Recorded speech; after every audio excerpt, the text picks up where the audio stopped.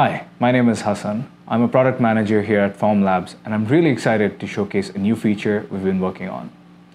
If you create supports manually today, it can take a while to create supports for a complex model like this one. You could end up clicking more than 200 times to create the necessary supports. That's why we're excited to showcase the Supports Brush tool. You can find the brush within the Edit Supports toolset in Preform. The brush has two modes. We'll showcase you the Create mode. While in Create mode, clicking and dragging activates the brush and creates support touch points onto visible portions of the model.